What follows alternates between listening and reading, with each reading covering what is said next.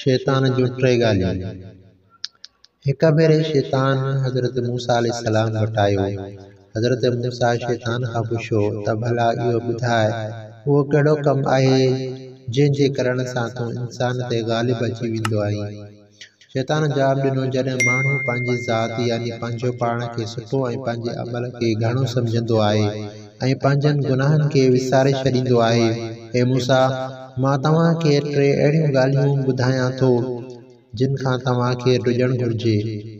हिकु त नामुहरम औरत सां अकेलाई में न वेहिजो, छो त जॾहिं को शख़्स अकेलाई में कंहिं औरत सां वेठो हूंदो आहे त उन सां गॾु टियों आउं शैतान हूंदो आहियां। एसी ताईं जो उन औरत सां उन मर्द खे फितने में विझंदो आहियां। ॿी ॻाल्हि उहा त अल्लाह ताला सां जेको वाइदो करियो उन खे पूरो करियो, छो त जॾहिं को अल्लाह सां वाइदो कंदो आहे त उन सां गॾु मां हूंदो आहियां, एसी ताईं जो उन शख़्स ऐं वाइदे जे विच में अची वेंदो आहियां, यानी उन वाइदे ते अमल करणु उन खे न ॾींदो आहियां। टीं ॻाल्हि उहा त जेको सदको ख़ैरात कंदो उन खे जारी रखो, छो त जॾहिं को सदको कढंदो आहे ऐं उन खे जारी नथो रखे त मां उन सदके ऐं उन जे पूरे करण जे विच में अची वेंदो आहियां।